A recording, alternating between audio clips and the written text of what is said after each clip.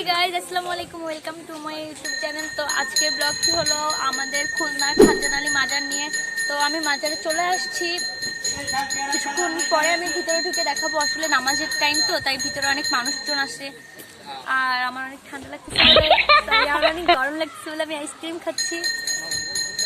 এভাবে আইসক্রিম খেতে পারতেছি না, কজ লিপস্টিক লেগে যাচ্ছে, তাই আমি নিচ থেকে, আমাকে একজন বললো নিচ থেকে খেতে।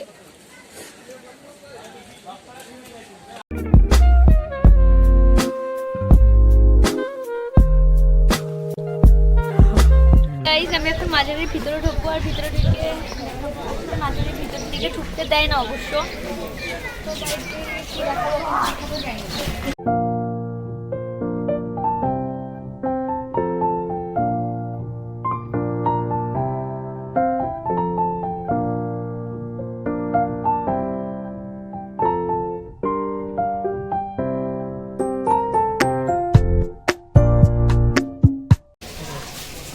আর এখানটা হলো স্যান্ডেল রেখে দেন আপনারা ভিতরে ঢুকবেন।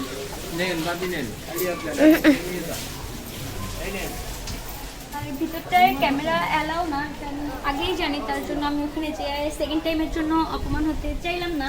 তো আসেন আমরা মাজারের এই পাশটা একটু ঘুরে ঘুরে দেখি। ও খুব গরম। আর হ্যাঁ, আমার ফার্স্টে একটু ভুল হয়েছে, এটা হলো খুলনার মধ্যেই বাগেরহাট পড়ে, তবে এই মাজারটা হলো বাগেরহাটের মেন শহরের দিকেই আছে। তো আপনারা সবাই জানেন এটা হলো খানজানালি বাবার মাজার।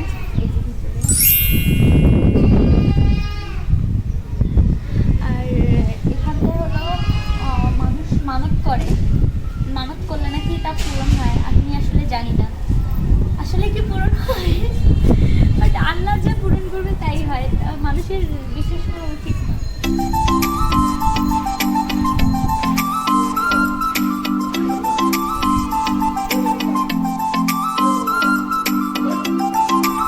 তো এটা আমি যতটুকু জানি যে এনারই শিষ্য আছে নাকি একজন ছিল, তার মাজার এটা। তো চলেন বাইরে যাই। এখানে আপনারা খুশি হয়ে তাকে যা দিবেন তাই হবে। তো আমার বোন দিয়ে দিছে টাকাটা, মনের অনেক মায়া হয়েছে। বাও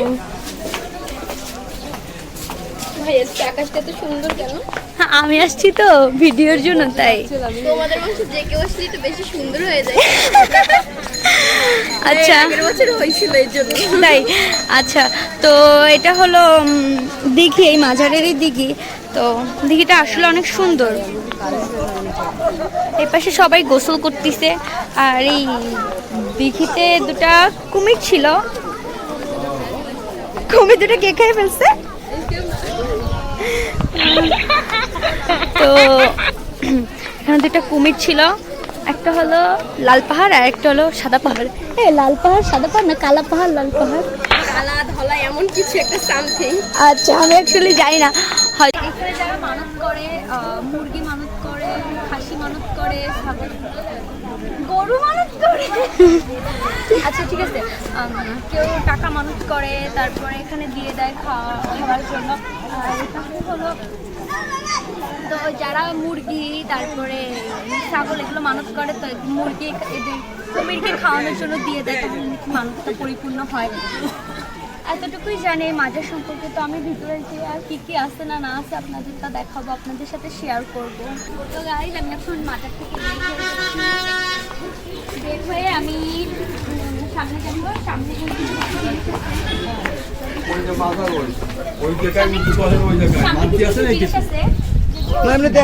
আর এখানে হলো মুরগি থাকে যেগুলো মানুষ মানত করে, এখান থেকে নেয়, এনাদের কাছ থেকেই নেয়। আপনি কি এটা কিনে নিছেন আঙ্কেল? কিনছেন আপনি? এনাদেরটা না আবার এনাদেরই দিয়ে দেয়।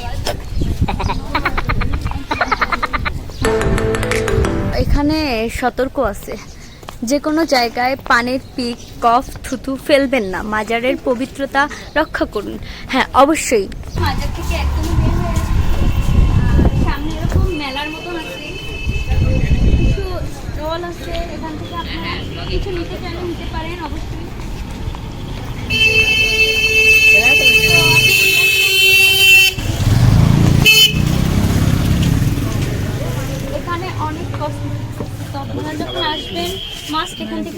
পেয়ে যাবেন, যেগুলো স্মৃতি হিসেবে আপনারা রাখতে পারবেন, যে আমরা একটা জায়গায় ঘুরতে গেছি সেখান থেকে আমি কিছু কিনে নিয়ে আসছি।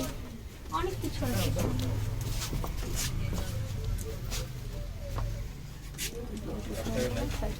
আমিও কিছু নিব, বাট আমি খুঁজে পাচ্ছি না অ্যাকচুয়ালি স্মৃতি হিসেবে কি নিব। Wow, অনেক cute, তাই না? এগুলোর প্রাইস কিরকম? এটা কি 99 এর দোকান? এই তো এর পাশে যত কিছু নেবেন সব 99 টাকা।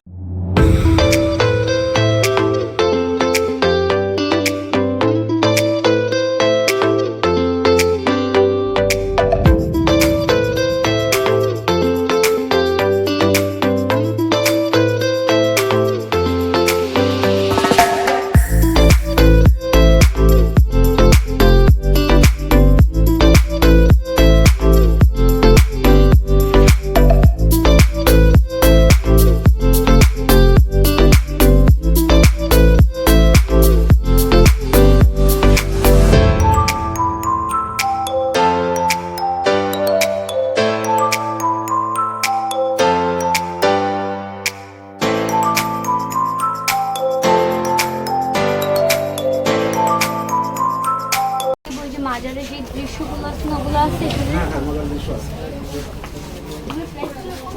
প্রতি পিস 10 টাকা, যেটা যেটা ভালো লাগবে বেচা আলাদা করে প্যাকেট নিয়ে নিন। এটা মাজার, এটা গরম কুয়া, এটা আইটা পাশে দিয়ে আছে, এটা কলেমা, এটা পাশে বেশি প্রতি পিস 10 টাকা। এখানে আপনারা যেগুলোই নেবেন না কেন এগুলো প্রতি পিস হলো 10 টাকা করে। হ্যাঁ একদম। তো আমি যেহেতু খানজানালি মাজারে আসছি, তো আমি এখান থেকে একটা এগুলোই নিব। একটা 10 টাকা দিয়ে এটাই নিচ্ছি। আমি কোনো সুরা কিছু নিইনি, কাজ আমি জানি কোথায় যাবো, দিতে গেলেও আমার পায়েও লাগতে পারে, এর জন্য আমি শুধু মাঝা থেকে এই জিনিসটা নিয়ে যাচ্ছি স্মৃতি হিসেবে। যেখানে আসছি সেখান থেকে রেস্টুরেন্টে যাবো, যে আমরা কোথায় খাবো না খাবো সেটা আপনাদের বলে দেবো। বাজার থেকে বের হয়ে আমরা যাচ্ছি হলো হোটেলে খাবার খেতে দুপুরে। তো হোটেলের নাম হলো ঘরোয়া। আর মাজার থেকে কতটুকু ট্রেন লাগে হোটেলে যেতে? মানে কি খাবার হোটেল নাকি কোনো রেস্টুরেন্টের মতো নিও? আচ্ছা, 10 মিনিট লাগে হলো মাজার থেকে যেতে। তো চলেন রেস্টুরেন্টে খেয়ে দেখা যাক আপনাদের কি বলতে পারি, খাবারটা কেমন ছিল। আমি একটা রিভিউ দিই, দেখি খাবারে, বাগেরহাটের খাবারে। অবশ্য আমি এরকম আমাদের খুলনা শহর বাদে বাইরের রেস্টুরেন্টে খুব কমই খাইছি, কারণ আমার ভালো লাগে না। তো এবার আমি বাগেরহাট রেস্টুরেন্টে খেয়ে আপনাকে অবশ্যই জানাবো যে খাবারটা কেমন ছিল। আমরা ঘোরাতে চলে যাচ্ছি, এখানে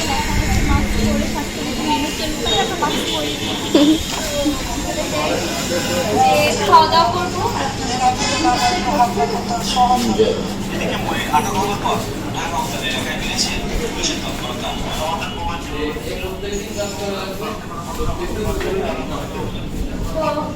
নট ব্যাড। আমি চিকেন বিরিয়ানি অর্ডার করছি। এটা হাফ নিয়েছি, হাফ হলো 120 টাকা। আর সাথে হলো এটা কি ডিমের কোরমা দিয়ে দেয়। তো আপনারা যারা বাগেরহাটে আসবেন অবশ্যই রেস্টুরেন্টে খেতে আসবেন। আমি আগে খেয়ে দেখবো খাবারটা কেমন।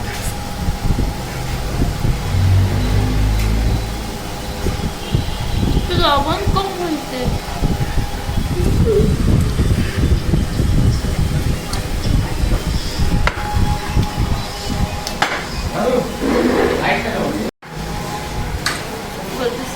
খাবারটা খারাপ না, ভালো লাগছে বিরিয়ানিটা, বাট একটু ঠান্ডা লাগছে। গরম হলে আর একটু বেশি ভালো লাগতো। আমার কাছে ভালোই লাগছে। তো আপনারা আসবেন অবশ্যই, এখানে এসে খাবেন। তো খাবার শেষ করে আবার আসতেছি আপনাদের সাথে। আমাকে বাগেরহাটে ঘোরানো, তারপরে সব কিছু দেখানো, কোথায় ভালো খাবার কোথায় খারাপ খাবার দেখানোর জন্য আমার একটা বোন ছিল বাগেরহাটে। তো আমি বাগেরহাটে এসেই তাকে কল দিছি, কল দিয়ে বলছে আপু তুমি কোথায় আছো, একটু আসো, একটু দেখা করি। তারপর তাদের সাথে আমার দেখা হলো। তারপর এটা হলো মুক্তা আপু আর মিমি। ওয়াও, কিউট নাম। দেখতেছে হাই। আমি ষাটগম্বুজে চলে আসছি খানজানালি মাজার থেকে। আর ষাটগম্বুজে এখানে এসে আপনারা টিকিট কেটে দেন, ভিতরে ঢুকবেন। তো টিকিট হলো 20 টাকা করে। আমি এখন মিউজিয়ামে ঢুকবো, দেখি এই ক্যামেরা নিয়ে ভিতরে ঢুকতে পারি।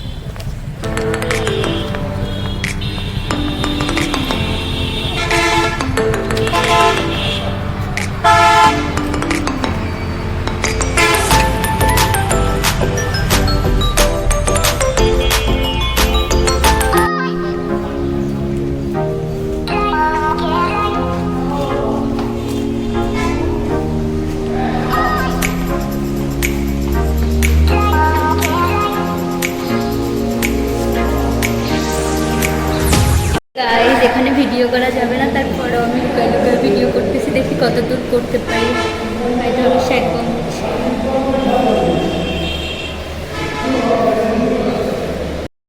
তো আপনারা দেখতেই পাচ্ছেন এখানে পীরদের আমলের কত জিনিসপত্র রয়েছে। এগুলো হলো তারা তখন যেগুলো ব্যবহার করতো, এই সব হলো তাদের ব্যবহার করা জিনিসগুলো এখানে তারা সংরক্ষণ করে রেখেছে, এবং পোড়ামাটির অনেক কিছু আছে তা আপনারা দেখতেই পাচ্ছেন। তো আমি এই ভিডিওটি লুকিয়ে লুকিয়ে করেছি, যদি তারা দেখতো। আমাকে 2-1 বার দেখছে, দেখে আমাকে বলেছেও আমি জানি ভিডিও না করি, তারপরও আপনাদের দেখানোর জন্য আমি রিস্ক নিয়ে ভিডিওটি করছি যাতে আপনারা দেখতে পারেন।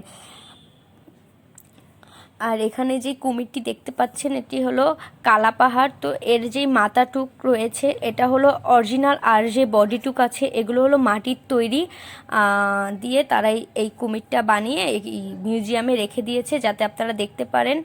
আরেকটা কুমির কই গেছে আমি জানি না। পীরদের ব্যবহার করা আরও জিনিস আছে এখানে। পরিবেশটা আসলেই খুবই সুন্দর, চারপাশ সবুজে সবুজ, আমার খুবই ভাল লাগছে দেখতে। আর বিভিন্ন ধরনের গাছপালা আছে যা সচরাচর সবখানে দেখা যায় না, বাট এখানে অনেক গাছপালাই আছে যা দেখতে আমার খুবই ভাল লাগতেছে। আর তার থেকেও বড় কথা সব কিছুই সবুজ। আমি এখন ষাট গম্বুজ মসজিদের ভিতরে ঢুকবো, আর আপনারা একটু দেখেন মসজিদটা কত সুন্দর। ষাট গম্বুজ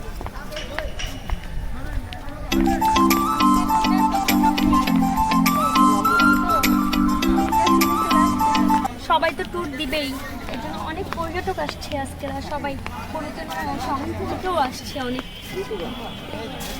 দেখে বোঝা যায়।